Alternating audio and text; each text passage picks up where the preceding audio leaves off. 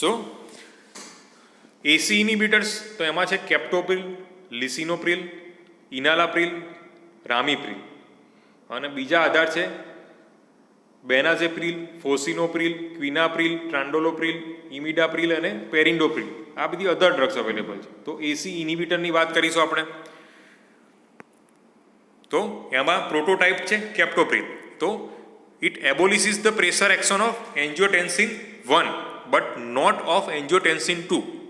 બરોબર, એનો મતલબ કે એન્જિયોટેન્સિન 1 માંથી 2 એ કન્વર્ઝન અટકાવે છે, પણ જો બની ગયા હોય એન્જિયોટેન્સિન 2 તો પછી એસી ઇનિબિટર કશું જ ના કરી શકે. સિમ્પલ છે, એસી ઇનિબિટર બ્લોકર છે એટલા માટે. તો ઇન શોર્ટ ટર્મ શું કરશે, magnitude of lowering of BP response is dependent on sodium status and level of RAS activity, renin angiotensin system activity. In normotensive sodium replete individual the fall in BP attending initial few doses of मतलब જે બી initial few ડોઝીસમાં મોડેસ્ટ હશે, પણ fall in BP is more marked when sodium has been depleted by dietary restriction or diuretics because of high renin level. કેવી રીતે, પાછું diagram યાદ કરીએ previous લેક્ચરનો, કે સોડિયમ ડિપ્લીટ થશે એટલે શું પાથ એક્ટિવેટ થશે, મેક્યુલા ડેન્ઝામાં સોડિયમ ઓછું છે એવું સેન્સ થશે, એટલે તરત રેનિન રિલીઝ થઈ જશે બધા. તો રેનિન રિલીઝ થશે એટલે રેનિન પાછું એન્જિયોટેન્સિન 1 અલ્ટિમેટલી 1, 2 ને બધું અલ્ટિમેટલી વધારે બનાવશે. બરોબર, તો કહેવાનો મતલબ કે આવા પેશન્ટની અંદર કે જેમાં સોડિયમ ડિપ્લીટેડ છે તો એની અંદર રેનિન એન્જિયોટેન્સિન સિસ્ટમ વધારે એક્ટિવ હશે, કે જેની અંદર રેનિનનો રોલ વધારે હશે. બરોબર, એ રેનિન કંઈક બીપી વધારવા માટે, બોડીની અંદર વોલ્યુમ વધારવા માટે એક્ટિવેટ થયેલું જોવા મળશે જે તે પેશન્ટમાં કે જેમાં સોડિયમ ડિપ્લીટેડ છે. બરોબર, તો એવા ટાઈમે આપણે જે પેશન્ટની અંદર રેનિન વધારે પડતું છે, બરોબર, એવા ટાઈમે આપણે એસી ઇન્હિબિટર આપીએ તો ડેફિનેટલી એમાં રિસ્પોન્સ વધારે જોવા મળશે. Simple logical. નાવ ડાયુરેટિક્સ, તો ડાયુરેટિક્સ શું કરશે, વોલ્યુમ ધીરે ધીરે ઘટાડતું જશે. તો વોલ્યુમ ઘટતું જશે એટલે પ્રી ગ્લોમેરુલર જે ફિલ્ટ્રેશન હતું એની અંદર સેન્સ થશે કે ભાઈ વોલ્યુમ તો બોડીમાં ઓછું છે એટલે પાછું રેનિન રિલીઝ વધશે, તો રેનિન સિસ્ટમ એક્ટિવેટ થશે એવા ટાઈમે બી ડાયુરેટિકના યુઝ વખતે. તો એવા ટાઈમે બી જ્યારે રેનિનની એક્ટિવેશન વધારે છે સિસ્ટમનું ત્યારે બી AC inhibitors is more effective. પણ લોંગ ટર્મની અંદર શું કરશે, plasma renin activity and magnitude of fall in BP કોઈ કોરિલેશન જોવા નથી મળ્યું. તો અલ્ટિમેટલી લોજિકલ થોડુંક સમજવા માટે આપણે સમજ્યા, પણ લોંગ ટર્મમાં એવો કોઈ રોલ છે નહીં. CHFની અંદર શું થશે, renin level is raised and anti hypertensive doses of captopril initially cause marked fall in BP. બરોબર, renin level is raised and anti hypertensive doses of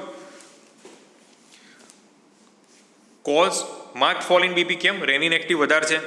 AC inhibitor therapy in this situation has to be initiated at the much lower level. CHFની અંદર શું રેનિન activity જોવા વધારે મળતી હોય, તો હમણાં આગળના ચેપ્ટરમાં જે આપણે ભલે જરૂરી નથી પણ સમજવા જે ચર્ચા કરી કે ભાઈ રેનિન એક્ટિવિટી વધારે હોય ત્યાં એસી ઇનિબિટરનું એક્શન ફટાફટ સારી જોવા મળશે. તો CHFમાં રેનિન એક્ટિવિટી વધારે છે એટલે ફોલ ઇન બીપી વધારે જોવા મળશે. બરોબર, એસેન્શિયલ હાઇપરટેન્શન છે એ over active in 20% and normal in 60%. બરોબર, RAS ઓવર એક્ટિવ 20%. તો treatment with AC inhibitor causes feedback increase in renin release resulting in over production of angiotensin 1. બરોબર, અને એ આગળ મેં ફ્લોચાર્ટમાં વાત કરી હતી કે કન્વર્ઝન ટુ એન્જિયોટેન્સિન 2 બ્લોક છે તો એન્જિયોટેન્સિન 1 શું ડાયવર્ટ થશે એન્જિયોટેન્સિન 1 to 7માં, વિચ ઇઝ એંગ વાઝોડાયલેટરી પ્રોપર્ટી અને કન્ટ્રીબ્યુટ ટુ હાઇપો જે બીપી લોઅર એક્શન છે એસી ઇનિબિટરની એમાં કન્ટ્રીબ્યુટ કરશે. તો આ હાઇપરટેન્શનમાં આ પ્રકારનો રોલ છે. Hypotension is a result of decrease in total peripheral resistance. કઈ રીતે ટોટલ પેરિફેરલ રેઝિસ્ટન્સ યાદ કરો તો શું કરશે, રેપિડ પ્રેશર રિસ્પોન્સની અંદર કઈ રીતે કરતું હતું યાદ કરો તો ડાયરેક્ટ વાઝોડાયલેટેશન થોડુંક કરશે, અને એ સિવાય સિમ્પેથેટિક સેન્ટ્રલ ફ્લો ઘટાડી નાખશે. એ સિવાય જે એડ્રિનલ મેડ્યુલામાંથી જે કેટેકોલેમાઇન્સ રિલીઝ થતા હોય એ ઘટાડી કાઢશે, અને એ સિવાય નોરેપિનેફ્રિનનું જે ત્યાં આગળ સેન્સિટિવિટી ઘટાડી કાઢશે, અને નોરેપિનેફ્રિનનો બી જે રોલ હતો એન્જિયોટેન્સિન 2માં કે એ પોતે ત્યાં આગળ નોરેપિનેફ્રિન રિલીઝ વધારતી, એ બધી ઇન શોર્ટ રેપિડ પ્રેશર રિસ્પોન્સમાં જે બી વસ્તુ હતી એ બધી વસ્તુઓ આ નહીં થવા દે. બરોબર, કોણ નહીં થવા દે? ACE2. કઈ રીતે નહીં થવા દે? તો એન્જિયોટેન્સિન 2 નહીં બનવા દે. તો રેપિડ પ્રેશર રિસ્પોન્સની કોઈ બી વસ્તુ નહીં થાય. બરોબર, તો અલ્ટિમેટલી હાઇપોટેન્શન જોવા મળશે. ક્લિયર? બટ હવે એની અંદર બોથ સિસ્ટોલિક અને ડાયસ્ટોલિક બીપી ફોલ થાય છે. કયામાં? AC ઇનિબિટરમાં. Rapid pressure response. Cardiac output is not affected. આ ખાસ વસ્તુ યાદ રાખવાની. કાર્ડિયાક આઉટ, ભલે બીપી ઘટે એટલે તરત આપણને ખ્યાલ આવે કે ભાઈ જે ટેકીકાર્ડિયાની બધી વસ્તુઓ સિમ્પેથેટિક સ્ટિમ્યુલેશનના કારણે વધી જાય. બરોબર, ફીડ જે કહેવાય ને કે કોમ્પેન્સેટરી મિકેનિઝમના કારણે. તો postural hypotension is not a problem. Reflex sympathetic stimulation does not occur despite vasodilatation. AC inhibitors can safely be used in patient with ischemic heart disease. આ બહુ ખાસ વસ્તુ યાદ રાખવા જેવી. બરોબર, એ સિવાય renal, cerebral, coronary blood flow is not compromised. Reflex changes in plasma aldosterone are abolished and basal level are somewhat decreased as a consequence of loss of its regulation by angiotensin 2. બરોબર, plasma aldosterone level તમને ખ્યાલ આવી ગયો. આલ્ડોસ્ટેરોન level જે slow pressure response હતો, હવે એની વાત કરી રહ્યા છીએ કે એન્જિયોટેન્સિન 2ના કારણે જે આલ્ડોસ્ટેરોન સિક્રેશન થતું હતું એ બધું જતું રહેશે. Levels of plasma renin and angiotensin 1 are increased. બરોબર, બટ ફિઝિકલ સિગ્નિફિકન્સ એનું કંઈ માઇનર છે. ફાર્માકોકાઇનેટિક્સ તો કેપ્ટોપ્રિલ છે એનું જે ફૂડ છે એના કારણે બાયોબિલિટી ઘટે છે અને એક્શન એની પ્લાઝમા T1 2 અવર છે, પણ last action 6 to 12 hour. Use કયા છે? તો હાઇપરટેન્શનની અંદર it's a first line drug. પણ the anti hypertensive effect of lower doses develops gradually over 2 to 3 weeks. આ એટલા માટે યાદ રાખીએ કે પેશન્ટના જે બીપીની ગોળી આપી 170-110 વાળા પેશન્ટને 3 દિવસ પછી કે સાહેબ મારું તો હજી બી 165 ને 105-10 રહે છે બીપી, તો શું કરવાનું આમ તેમ. તો આપણને એ ટાઈમે ખ્યાલ હોવો જોઈએ કે AC ઇનિબિટર આપણે આપીશું which is a first line drug in a treatment of hypertension. તો એની પીક ઇફેક્ટ આવતા 2 to 3 વીક થશે. ધીરે ધીરે એનું હાઇપરટેન્શન જે બી એ ઘટશે. રેપિડ પ્રેશર તો થઈ જશે, એમાં થોડો ઘણો ફાયદો થશે આપણને, પણ એકદમ આપણે 170માંથી 130-40 થશે, એમાં ટાઈમ લાગશે. બરોબર. લાર્જ ટ્રાયલ કન્ફર્મ કે cardiovascular morbidity and mortality decrease by AC inhibitor in hypertensive patients, greater protective potential than any other class of anti hypertensive or drugs. તો હાઇપરટેન્શનના કારણે કાર્ડિયોવાસ્ક્યુલર મોર્બિડિટી મોર્ટાલિટી ઘટશે. હવે એમ થાય કે હાઇપરટેન્શન અને કાર્ડિયોવાસ્ક્યુલરનું શું, તમને ખ્યાલ જ હશે, છતાંય આઈ વોન્ટ ટુ રિપીટ કે હાઇપરટેન્શન વધારે હોય તો શું થશે? બે વસ્તુ થાય કે હાઇપરટેન્શન પોતે જે વાસ્ક્યુલર ઇન્ટીમાં હોય એને ડેમેજ કરે. ક્લિયર? તો ડેમેજ થાય, ઇન્જરી થાય, એટલે જે બોડીનો નોર્મલ રિસ્પોન્સ શું છે એને ઇન્જરીને સાજું કરવાનો ટ્રાય કરે. કઈ રીતે સાજું કરવાનો ટ્રાય કરે? તો ત્યાં આગળ પ્લેટલેટ જતા રહે. બરોબર, ત્યાં આગળ જે ઇન્ટીમાની આજુબાજુના મસલ છે એ હાઇપોટ્રોફી થઈ જાય. બરોબર, મતલબ લિપિડ છે અથવા અને ત્યાં આગળ લિપિડ જતું રહે. અલ્ટિમેટલી ઇન્જરીને સાજું કરવાનો ટ્રાયમાં body will form the thrombus over there. હવે થ્રોમ્બસ અલ્ટિમેટલી ફોર્મ કયા કારણે થયું? હાઇપરટેન્શનના કારણે. હાઇપરટેન્શન હતું એટલે ઇન્જરી થઈ. બરોબર, ઇન્જરીના કારણે અલ્ટિમેટલી થ્રોમ્બસ ફોર્મેશન થયું. બરોબર, એ થ્રોમ્બસ છે એ શું કરશે? અલ્ટિમેટલી એમ્બોલિઝમ બની શકે. વધારે બીપી હોય તો એમ્બોલિઝમ પછી બીપીમાં હાર્ટમાં જાય. બરોબર, તો હાર્ટ એટેક લઈ આવે. બ્રેઇનમાં જાય તો બ્રેઇન સ્ટ્રોક લઈ આવે. બરોબર, આ બધી વસ્તુઓ લંગમાં થાય તો પલ્મોનરી એમ્બોલિઝમ લઈ આવે. તો આ બધી વસ્તુઓ પ્રિવેન્ટ કરી શકે. કઈ રીતે? તો AC inhibitor can decrease the BP in a particular patient in a significant amount. બરોબર, પહેલી વસ્તુ એ છે. બીજી વસ્તુ કે જ્યારે બીપી વધારે હોય તો શું કરશે? હાર્ટ બીપી વધારે છે, વાસ્ક્યુલર લ્યુમેન જે એ રેઝિસ્ટન્સ છે. બરોબર, બીપી વધારે, વાસ્ક્યુલર લ્યુમેન રેઝિસ્ટન્સ છે, તો હાર્ટને વધારે કામ કરવું પડે છે પંપ કરવા માટે બ્લડને. બરોબર, ક્લિયર? તો એ ટાઈમે શું થશે કે એ હાર્ટનું કામ બીપીના કારણે વધતું જાય છે. તો વધવાના કારણે શું થાય કે ભાઈ હાઇપરટ્રોફી, પણ જીમમાં જઈએ બોડી કરે તો મસલ વધી જાય. એવી રીતે હાર્ટ પોતાના ધાર્યા કરતાં નોર્મલ કરતાં વધારે કામ કરે તો એનું મસલ વધી જાય અને હાઇપરટ્રોફી થઈ જાય. પણ જીમના મસલ કામ ના, પણ hypertrophy which is deleterious to our body, CHF બનાવી નાખે, CHF કરી નાખે. બરોબર, તો અલ્ટિમેટલી એ બી બીપીના કારણે ડેવલપ થયું. બરોબર. બીજું એન્જિયોટેન્સિન 2નું આપણે રિસેપ્ટરનું બધું જોઈ ગયા કે એન્જિયોટેન્સિન 2નો રોલ વાસ્ક્યુલર ટોનની અંદર કેટલો છે, પછી વોલ્યુમ ઓવરલોડની અંદર કેટલો છે, અને પ્લસ જે હાઇપરટ્રોફી છે, બરોબર, ફાઇબ્રોસિસ, હાઇપરટ્રોફી, એમાં કેટલો રોલ છે એન્જિયોટેન્સિન 2નો. બરોબર, આ બધી વસ્તુઓ એન્જિયોટેન્સિન 2ના કારણે થતી જોવા મળે છે. અને AC ઇનિબિટર એ બધી વસ્તુઓ અટકાઈ કાઢે. અને બીપી ઘટાડે અને હાઇપરટ્રોફી ને બધું થવા ના દે, બિકોઝ વેરિયસ મિકેનિઝમ જે આપણે જોઈ ગયા. તો અલ્ટિમેટલી આ બધું થતાં એસી ઇનિબિટર આપણે જે રીતે પેશન્ટમાં આપીએ હાઇપરટેન્શનમાં, તો એમાં બીપી ઘટે અને અલ્ટિમેટલી કાર્ડિયોવાસ્ક્યુલર અને મોર્બિડિટી મોર્ટાલિટી ઘટતી જોવા મળે. એડવાન્ટેજ શું છે?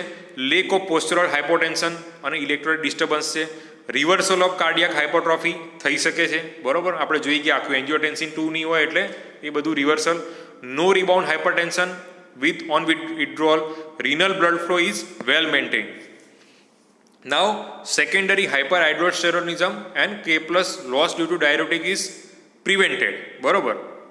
તો સેકન્ડરી હાઇપર આલ્ડોસ્ટેરોનિઝમ, તો આલ્ડોસ્ટેરોનના કારણે જે હાઇપર આલ્ડોસ્ટેરોનના કારણે જે K પ્લસ લોસ થતો હતો એ બધી વસ્તુઓ ડાયુરેટિક્સના કારણે એ બધું પ્રિવેન્ટ થશે.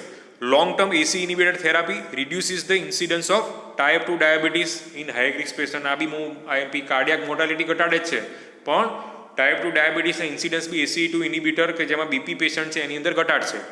ડાયાબિટીક હાઇપરટેન્સિવ છે, જેઓ ડાયાબિટીસ છે ઓલરેડી, તો it reduces the cardiovascular complication more than any other anti hypertensive drug. Minimum worsening of quality of life, no deleterious effect on lipid profile, બરોબર. આ બધી વસ્તુઓ એસી ઇનિબિટરના ફાયદા છે. Safety in asthmatics, diabetics and peripheral vascular disease patient. હવે congestive heart failure, તો first line drug છે કે જે diuretics, beta blocker with or without digitalis may be added according to need. શું કરશે? પ્રીલોડ અને આફ્ટરલોડ ઘટાડશે અને ડિક્રીઝ બીપી કરશે. પ્રીલોડ આફ્ટરલોડ કેવી રીતે ઘટાડશે મારે હવે કહેવાની જરૂર ખરી? પ્રીલોડ કયા કારણે? તો રેપિડ પ્રેશર રિસ્પોન્સ. આફ્ટરલોડ કયા કારણે? તો slow pressure response, volume depletion. Ultimately decrease pulmonary arterial pressure થશે. સોલ્ટ અને water loss due to improved renal perfusion and decrease aldosterone secretion થશે. Exercise capacity of CHF patient will be enhance. Ultimately જે બી CHFના બધા symptoms છે, પેથોફિઝિયોલોજી, એ ઘટાડવામાં એન્જિયોટેન્સિન 2 એના કારણે થતું હોય, CHFના એન્જિયોટેન્સિન 2ના કારણે થતું હોય, એને બ્લોક કરી નાખ્યું તો બધી વસ્તુઓ રિવર્સ થશે, એને ફાયદો થશે. મોસ્ટ ટાઈમ બી રિવર્સલ ઓફ કાર્ડિયાક રીમોડેલિંગ, બરોબર. Prolong survival of CHF patient reduces the episodes of decompensation, myocardial infarction and sudden death. હવે એમઆઈની અંદર શું થાય? EC ઇનિબિટર્સ એડમિનિસ્ટર્ડ while MI is evolving within 24 hours and continued for 6 weeks. Decrease early and long term mortality provided hypotension is avoided. બરાબર. આપણે આ આપી દઈએ પણ ભાઈ હાઇપોટેન્શન ના થઈ જવું જોઈએ એમઆઈના પેશન્ટમાં. 6 weeks સુધી ભલે આપીએ. Most useful in hypertensive and diabetic patients, in unstable angina and non ST segment elevation of MI. Long term AC inhibitor therapy reduces the recurrent MI and need for coronary angioplasty. એટલે બધામાં આમાં unstable અંજાઇનામાં, non ST MIમાં બી એનો role છે. નાવ prophylactic use in patients who are at high risk of cardiovascular events. તો AC inhibitors significantly decreases the rate of myocardial infarction, stroke and death in post MI and high risk patient, બરોબર. Protective in high cardiovascular risk subject even when there is no associated hypertension or left ventricular dysfunction. તો આ ખાસ વાક્ય છે, બરોબર. કે કોઈમાં કશું ના હોય ને એમ નામ લઈએ હાઈ રિસ્ક પેશન્ટમાં, બીપી ના હોય કે CHF ના હોય, તો એમાં બી ફાયદો છે. Protective effect in extra in both myocardium as well as vasculature. અને may involve improved endothelial functions independent of hypotensive effect. હવે ડાયાબિટીક નેફ્રોપથીમાં જોઈએ તો AC inhibitor delays the progress of nephropathy, બરોબર.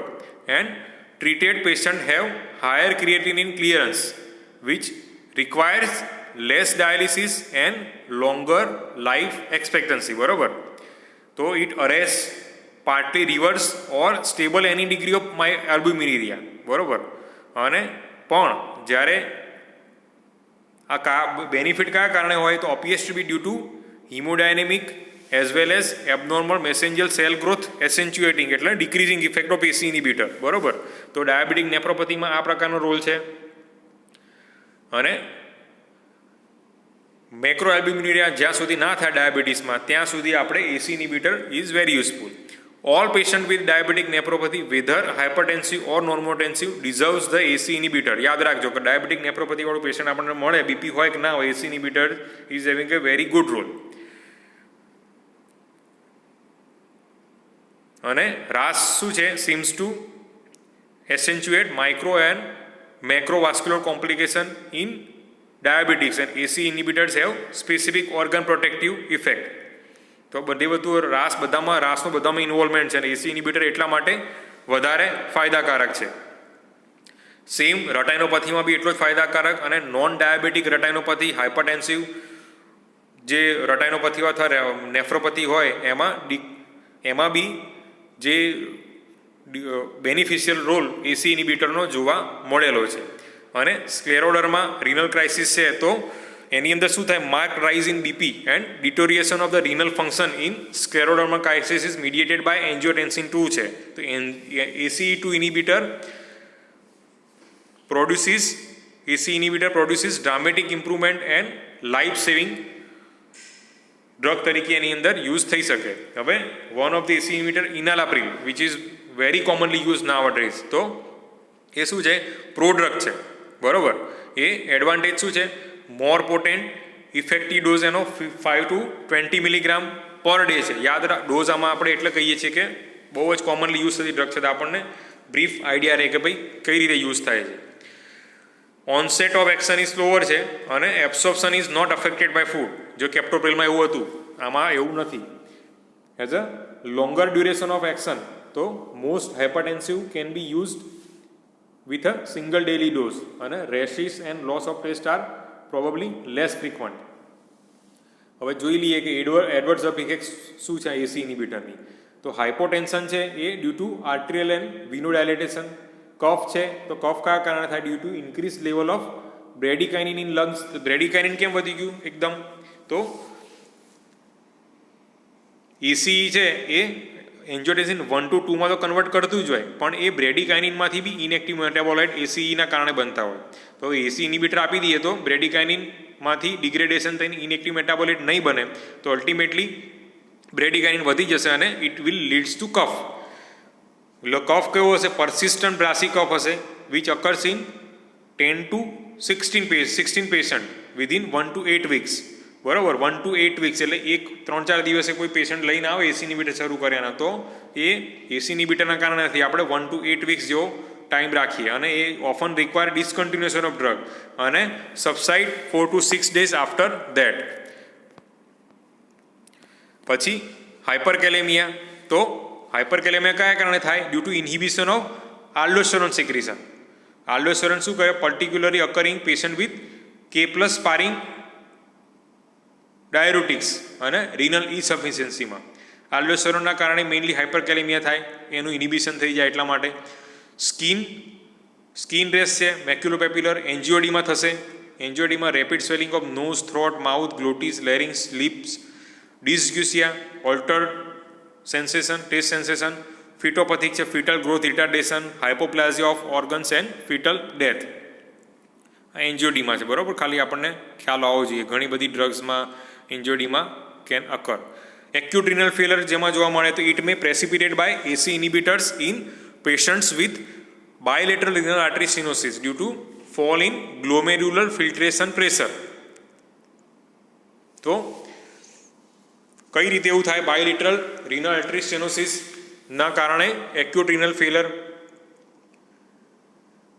તો રિનલનું ફિલ્ટ્રેશન મતલબ એનું એક પ્રકારે અમુક ગ્લોમેરુલર ફિલ્ટ્રેશન અમુક લેવલે ચાલુ રહેવું જોઈએ, બરાબર.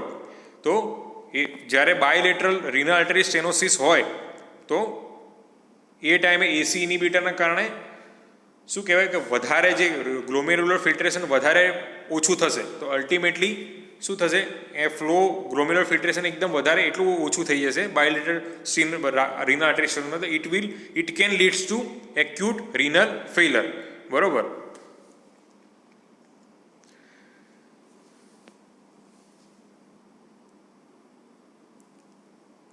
Single artery stenosis ACE inhibitor ultimately શું કરે?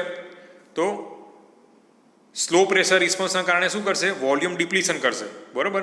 તો સિંગલ આર્ટરી સ્ટેનોસિસ હોય ને વોલ્યુમ ડિપ્લીશન હોય તો એક ટાઈમે ચાલી જાય, બરાબર. પણ ડ્યુઅલ આર્ટરી સ્ટેનોસિસ છે ને એમાં પાછું એસી ઇન્હિબિટરના કારણે વોલ્યુમ ડિપ્લીશન થાય તો ગ્લોમેરુલર ફિલ્ટ્રેશન લગભગ બંધ જેવું થઈ જાય. એ બંધ થઈ જાય તો it will or it can leads to acute renal failure.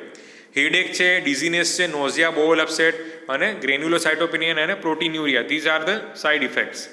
Interaction તો ડાયરેટિક્સ સાથે synergize with the hypotensive action of AC inhibitors by depleting sodium and raising renin levels. આપણા ડાયરેટિક્સ જોડે વાત થઈ ગઈ કે ડાયરેટિક્સના કારણે રેનિન એન્જિયોટેન્સિન સિસ્ટમ એક્ટિવેટ થાય, એસી ઇન્હિબિટર આપીએ એટલે બધું બંધ થઈ જાય. એટલે ડાયરેટિક્સ જોડે ACE inhibitor is a very good combination. ઇન્ડોમિથાસિનના કારણે, એનસાઇડના કારણે આપણે જોઈ ગયા, એનસાઇડના કારણે કિડનીની અંદર કઈ કઈ ઇફેક્ટ થાય છે. પ્રોસ્ટાગ્લાન્ડિન જે રિનલ વાઝોડાયલેટેશન રાખતું હોય તો એનસાઇડ આપીએ તો એ ફ્લો વધારે ઓછો થાય, એસી ઇન્હિબિટરના કારણે બી ઓછો થાય. તો આ બંને વસ્તુ ભેગી થાય તો ધેર ઇઝ અ ચાન્સ કે રિનલ ફેલર થઈ શકે, બરાબર. પછી આ બધી ડ્રગ્સ જોઈ લઈએ, કેપ્ટોપ્રિલ, ઇનાલાપ્રિલ, લિસિનોપ્રિલ, ફોસિનોપ્રિલ, પેરિન્ડોપ્રિલ અને ramipril. Ramipril, enalapril quite commonly use nowadays, એટલે એમાં થોડુંક બાયોબિલિટી એની મેક્સિમમ જેવી છે રામીપ્રિલની. Time to peak action which is also type of maximum 3 to 6 hours, બરોબર. Duration of action is also maximum more than 24 hours. Daily dose 1.25 to 10 milligram, બરોબર, per day. તો આ રેમિપ્રિલનું જોઈ ગયા અને બાકી બધાનું જોઈ લેજો તમારી રીતે. તો this was the angiotensin converting enzyme ACE inhibitors. હવે નેક્સ્ટ લેક્ચરમાં ARB એન્જિયોટેન્સિન રિસેપ્ટર બ્લોકર.